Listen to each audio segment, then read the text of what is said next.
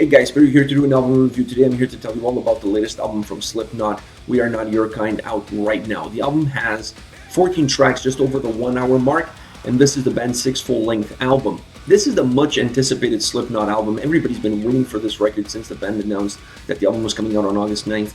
Everybody marked their calendars, everybody took time off, everybody was ready and excited to listen to this album, and then you may be wondering, what do I think about it? Am I disappointed that were my expectations met? Did this album surpass my expectations? I'm going to say that overall my expectations were surpassed. And the reason is simple. There were elements of this record that completely caught me off guard, that completely caught me by surprise. I was not expecting them going into the record, but overall I had some really lofty expectations. The singles did that for me, and I feel the singles did that for everybody.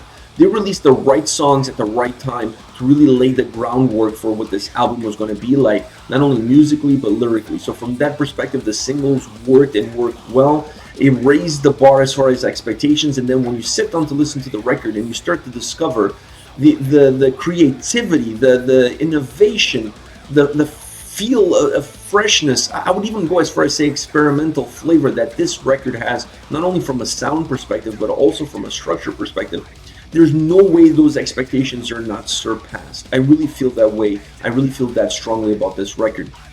To me, this is an album that the first thing that glanced, the first thing that caught my attention was the overall album structure. I was really caught by the fact that the fact that they included an intro track to start off the album, that's not surprising. A lot of bands do that.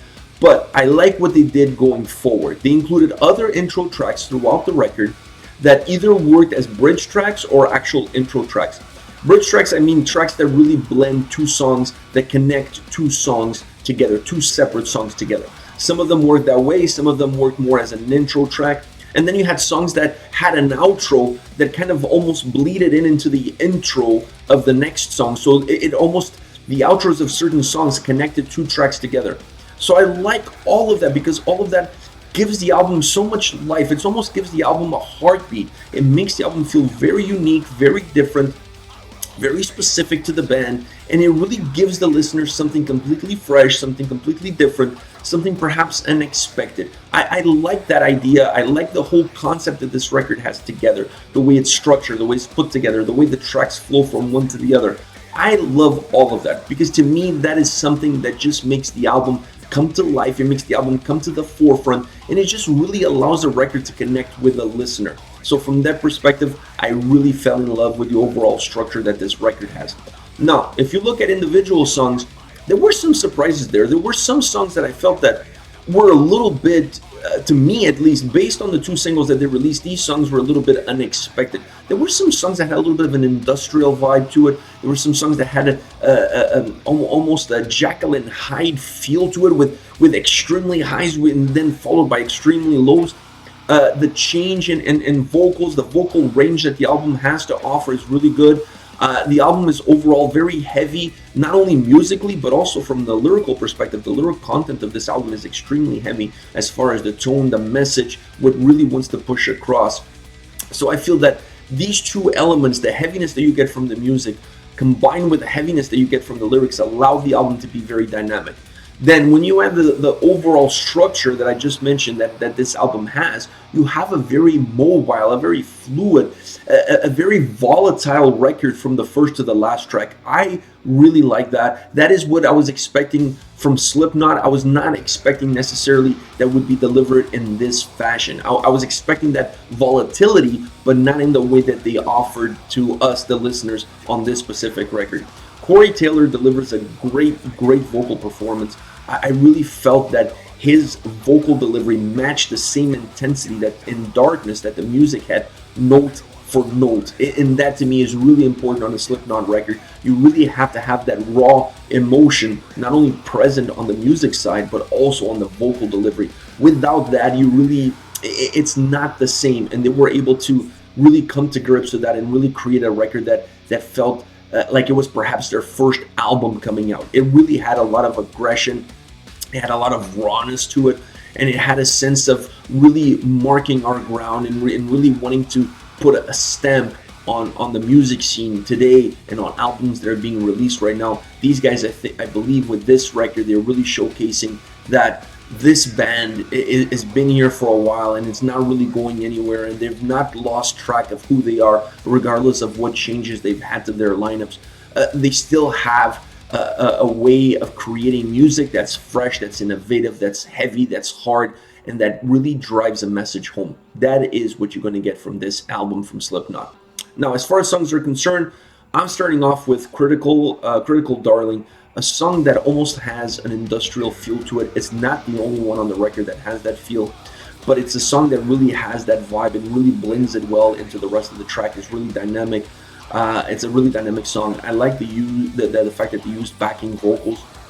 Adding those layers of vocals really makes the song a little bit more dynamic, more robust.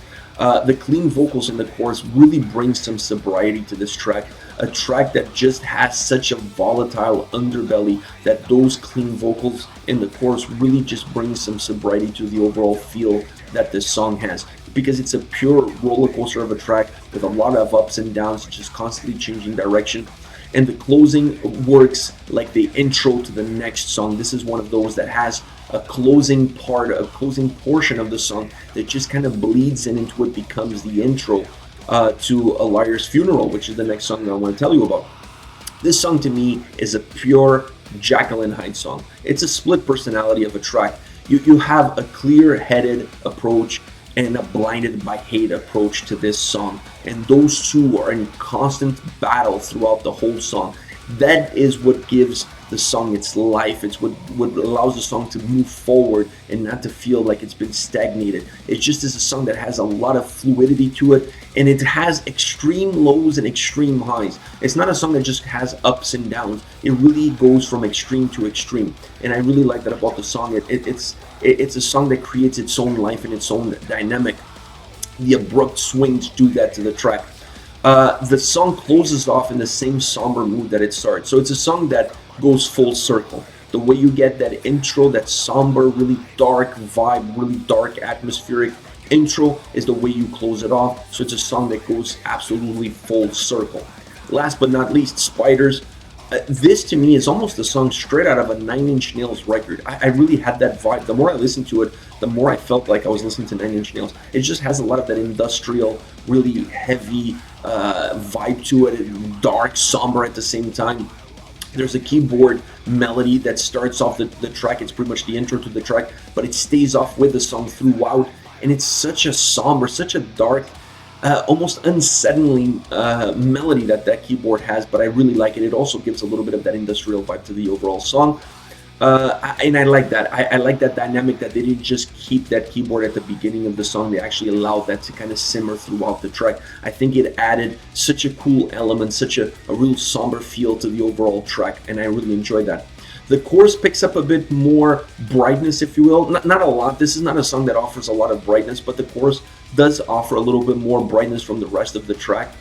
But it's not a track that you ever feel like it's going to be one of those that gets extremely comfortable, that gets extremely lively, if you will. It's a more somber, dark, with shorter swings, shorter distances, with shorter turns and twists. It's an overall very compact, very dark, industrial in nature track. Alright guys, this is it. This is Slipknot. We Are Not Your Kind out right now. I really want to hear your thoughts, because personally I really enjoyed this record. It really not only met but surpassed my expectations, and once again I'm going to go back to the overall structure of the record and how it's built as one of the key catalysts for me to really push this album from not only meeting my expectations, but they were high, but surpassing my expectations. But I want to hear from you guys. What do you have to say about the album? What are your thoughts? Let me know in the comment section below. I'll be reading those and getting back to you. Take care, guys.